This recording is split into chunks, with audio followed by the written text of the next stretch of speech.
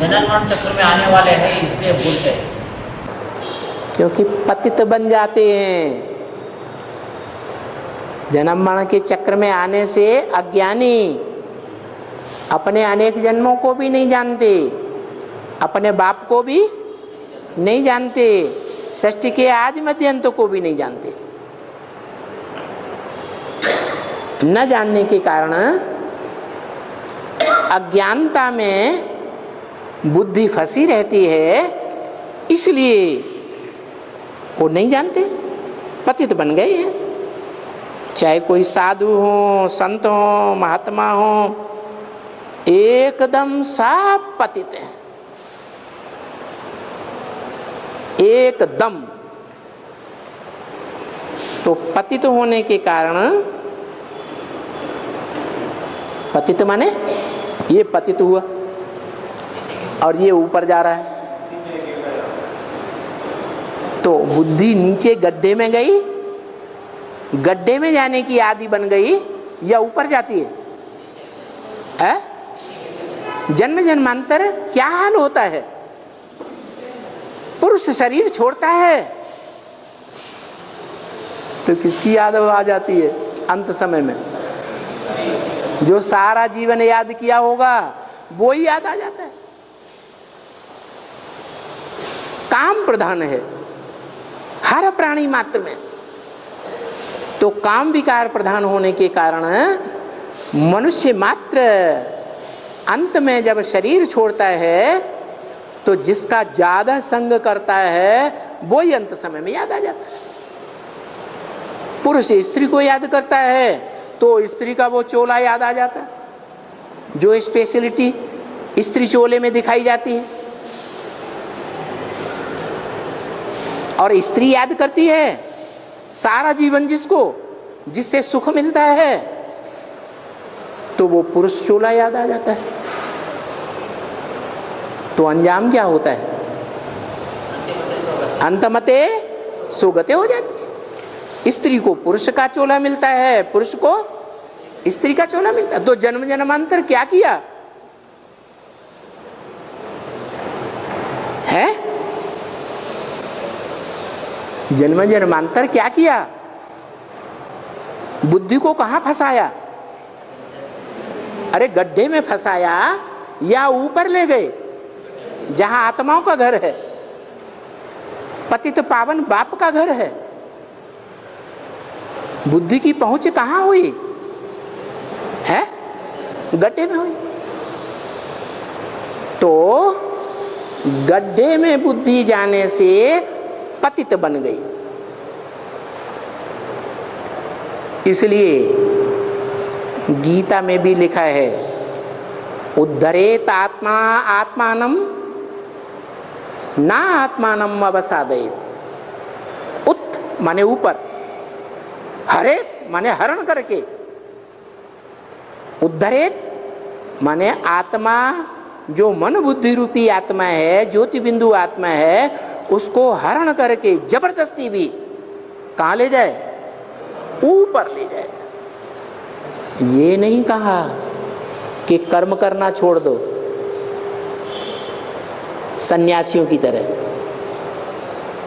ये कहा नहीं, कर्म तो करना है। कर्मेंद्रियां हैं तो कर्मेंद्रियों की भूख लगेगी। कर्मेंद्रियों से कर्म धारा छूट ही नहीं सकती। इसलिए कर्म तो करना, परंतु कैसे कर्म करना? मम वर्तमान वर्तन्ते मनुष्या पार्थ सर्वस्य। जैसे मैंने कर्म किए हैं ऐसा कर्म करना। मेरे किए हुए कर्म की यादगार क्या है?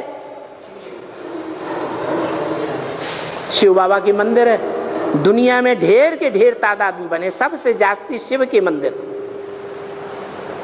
और उसमें जो शिव ने कर्म किया है शंकर के शरीर के द्वारा, जिसे लिंग कहा जाता है, बड़ा रूप, उस लिंग में शिव की यादगार, शिव की याद है। जो बाबा कहते हैं तुम मुझे जितना याद करते हो मैं तुम्हारे मैं तुम्हारे साथ हूं। तो वो जो लिंग रूप साकार शरीरधारी है वो ज्योति बिंदु शिव को याद करता है और शिव उसके साथ है। तो जहां शिव है, जहां भगवान बाप है, वहां पाप नहीं हो सकता, और जहां बाप नहीं है वहां पाप ही पाप होगा। तो सिर्फ ये कहते हैं कि आत्मा का पतन नहीं होना चाहिए,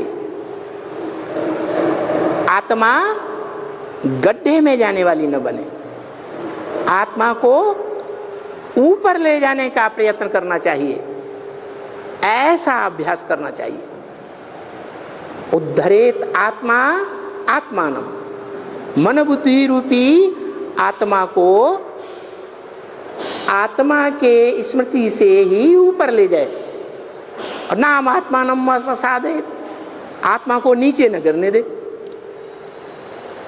अगर नीचे गिरते हैं कि अभ्यासी बनी है 63 जन्म, तो अभ्यास तो करना पड़ेगा ना,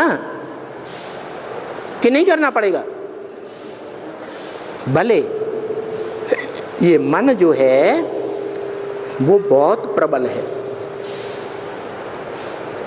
लेकिन उस प्रबल मन को भी कंट्रोल किया जा सकता है स्मृति से, अभ्यास से। और अभ्यास तभी पक्का होगा जब इस धंधाधोरी वाली दुनिया से बुद्धियोग पूरा पूरा टूट जाए। धंधेधोरी वाली दुनिया में बुद्धि लगी रहे, भौतिकवादी दुनिया में बुद्धि लगी रहे, और अध्यात्मवादी बन जाए। अधि माने अंदर, आत्मा माने आत्मा, जो अंदर आत्मा है उसकी स्मृति में पक्के हो जाएं, ये हो ही नहीं सकता।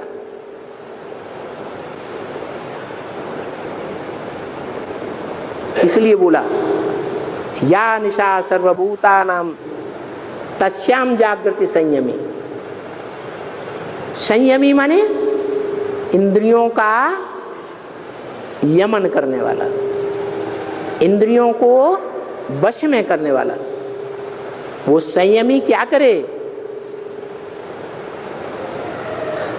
दुनिया वाले जिस अज्ञानता की भौतिकवादी रात्रि में जागरण करते हैं, आंखें खोल करके भौतिकवादी दुनिया को देख रहे हैं, ये महलमाड़ियां, ये जहाज, क्या क्या दिखाई पड़ता रहता है।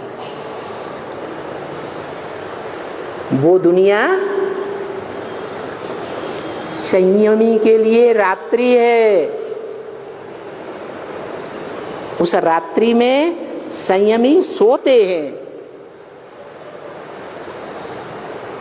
और सर्वभूतेषु बाकी सब प्राणी उस रात्रि में जागते हैं। कौन सी रात्रि? अरे भौतिकवाद की रात्रि। और आध्यात्मवाद जो है वो रोशनी की दुनिया है। अधि माने अंदर, आत्मा माने आत्मा, उसे कहते हैं आध्यात्मवाद। वो आत्मा के अंदर की पढ़ाई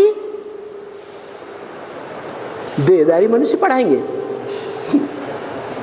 जो अपन को देह समझते हैं। आत्मा की पढ़ाई कौन पढ़ाएगा? आत्मा का बाप ही पढ़ाता है।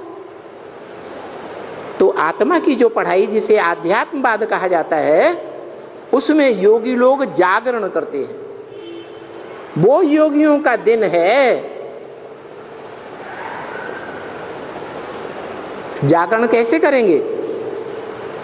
अपन को आत्मा समझ है, कर्म इंद्रियों से कर्म करते हुए भी परमपिता परमात्मा को याद करना, पक्की पक्की प्रैक्टिस करना। ऐसी प्रैक्टिस करना जैसे हवा से रहित स्थान पर दीपक बिना हिले डुले जलता रहता है, एकाग्र हो करके। ऐसे आत्मा की ज्योति विद्युत की स्मृति निरंतर बनी रहे।